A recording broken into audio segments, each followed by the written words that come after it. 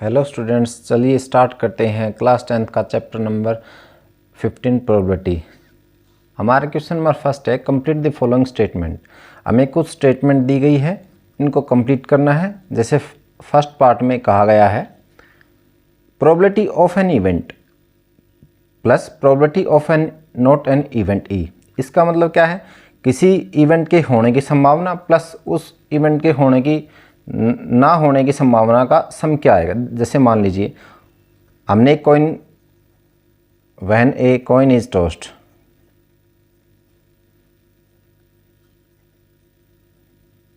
मान लीजिए हमने कॉइन उछाला तो हमारे पास दो आउटकम आए, एक तो हेड आया और एक टेल आया, तो टोटल आउटकम कितने हो गए 2। ठीक है, मान लीजिए अब हमें वो कहता है प्रोबेबिलिटी निकालो हेड आने की, तो प्रोबेबिलिटी ऑफ हेड हमारे पास क्या आएगी 1/2। ठीक है, ये तो हो गई इस इवेंट के होने की प्रोबेबिलिटी। अगर मान लीजिए वो कह रहा है प्रोबेबिलिटी हेड ना आने की, हेड ना आने की तो इसके ऊपर बार लग जाता है, इसका मतलब ये है हेड ना आई। तो इसका मतलब ये इसको कैसे निकालते हैं, हेड ना आए तो हमारे पास टेल आएगा। टेल कितनी बार आया है, एक बार, तो एक, टोटल आउटकम कितने 2। ठीक है, तो इसने कहा इन दोनों का जोड़ कितना होगा। देखिए 1/2 ये हेड होने की, उस इवेंट होने की प्रोबेबिलिटी थी, प्लस उसके ना होने की 1/2, तो 2 एलसीएम 1 + 1 2/2, ये क्या आ गया हमारे पास 1। तो आंसर हमारे पास क्या आएगा 1।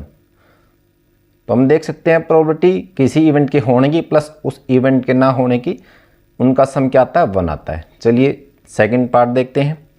The probability of an event that can not be happen is such an event is called. उस इवेंट को क्या कहेंगे, उसकी प्रोबेबिलिटी क्या होगी। जैसे मान लीजिए हमारे पास एक बैग है, ठीक है, मैं इसमें कहूँ इसमें रेड बॉल है और मैं आपको कहूँ ब्लू बॉल निकालो। जब है ही आपके पास रेड बॉल तो ब्लू बॉल कहाँ से निकालोगे, तो उसकी प्रोबेबिलिटी क्या होगी 0, क्योंकि हमारे पास रेड बॉल है, ब्लू तो है ही नहीं, तो हम निकालेंगे कहाँ से, तो इसको हम बोलेंगे impossible event.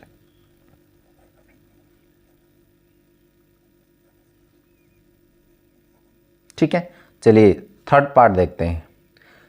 The probability of an event that is certain to happen is, उसको हम क्या कहेंगे और उस इवेंट का नाम क्या होगा, उसकी प्रोबेबिलिटी कितनी होगी। चलिए देखते हैं।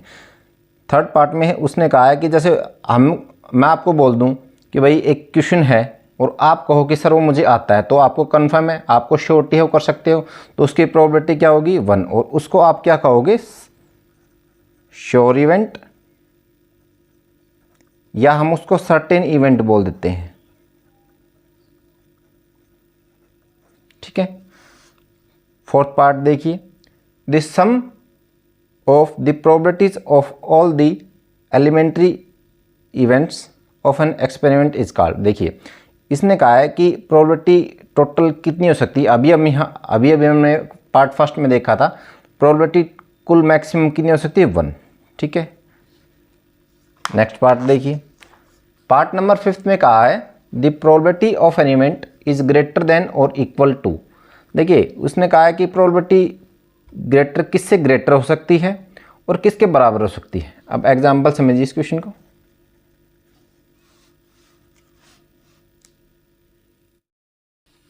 देखिए पार्ट 5 में कहा गया है the probability of an event is greater than और इक्वल टू, कि प्रोबेबिलिटी किसी इवेंट की किससे बड़ी हो सकती है और किसके बराबर हो सकती है, एंड लेस देन और इक्वल टू, और किससे छोटी और किसके बराबर हो सकती है। अब इसमें एग्जांपल देखिए, जैसे मान लीजिए मैंने आपको एक इम्पॉसिबल इवेंट के बारे में बताया था कि जैसे मैंने एक बैग ले लिया, उसमें मैंने आपको रेड बॉल दे दी। ठीक है, अब रेड बॉल दे दी तो मैं आपको कहूँ ब्लू बॉल निकालिए, तो ये क्या होगा इम्पॉसिबल इवेंट हो गया, और हमें पता है इम्पॉसिबल इवेंट की प्रोबेबिलिटी हमेशा क्या होती है 0। ठीक है, दूसरी बात प्रोबेबिलिटी हो कितनी सकती है, अभी थोड़ी देर पहले बताया था मैक्सिमम प्रोबेबिलिटी हो सकती है 1, निकाल के बताया था फर्स्ट पार्ट में।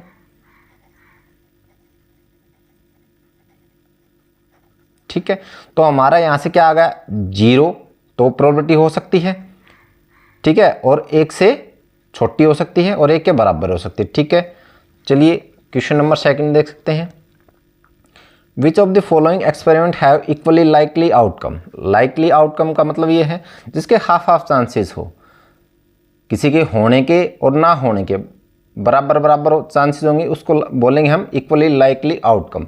फर्स्ट पार्ट में कहा गया है a driver attempts to start a car, the car starts or not. देखिए इस क्वेश्चन में कार के बारे में कहा गया है, ड्राइवर कार को स्टार्ट करता है तो उसके कितने चांसेस है। अब देखिए ये है it depends on various factor. कैसे, जैसे उसमें कार में फ्यूल हो ना हो, इंजन खराब हो ना हो, ड्राइवर को कार चलानी आती हो या ना हो, तो मतलब जिसके मैक्सिमम मतलब मल्टीपल आउटकम हो तो उसको बोलेंगे हम it is not an equally likely outcome. ठीक है। अब पार्ट जैसे सेकंड में देखिए a player attempts to shoot a basketball, she he shoots or miss the shoot. अब देखिए इस क्वेश्चन में भी भाई ये मल्टीपल, हमारे पास मल्टीपल आउटकम आएंगे। भाई हो सकता है प्लेयर अच्छा हो तो डाल दे, लेकिन अगर प्लेयर अच्छा ना हो, उसको ना आता हो, तो इसके मल्टीपल आउटकम हो गई। ये प्लेयर की एबिलिटी पर डिपेंड करता है। ठीक है, हो सकता है जो बास्केटबॉल खेल रहा हो उसको उस गेम की ही जानकारी ना हो, तो कैसे डालेगा। तो ये क्वेश्चन में कैसे आएगा, not an equally likely outcome. अब देखिए part third, a trial is made to answer a true false. अब देखिए इस क्वेश्चन में सिर्फ हमें दो चीज़ें दी गई हैं, या तो ट्रू या फॉल्स। ठीक है। अब मान लीजिए या तो आप ट्रू करोगे, भाई ट्रू नहीं होगा तो फॉल्स होगा, तो बराबर चांसेस हुए तो it is an equally likely event. ठीक है। अब फोर्थ पार्ट देखिए, a baby is born, it is a boy or a girl. भाई उसने कहा है या तो बॉय होगा या गर्ल होगा। अब देखिए बॉय नहीं होगा तो गर्ल होगी, अगर बॉय होगा तो गर्ल नहीं होगी, तो देख हाफ चांसेस हैं। उसने सिर्फ बॉय और गर्ल की बात, ये किसी तीसरे पर्सन की तो मतलब बात ही नहीं की। यहाँ पर हमारे पास दो ही ऑप्शन दिए, तो बराबर इक्वली चांसेस होंगे, तो हम कह सकते हैं it is an equally likely event. चलिए मिलते हैं हमारे नेक्स्ट पार्ट में। Thank you V1 maths classes देखने के लिए।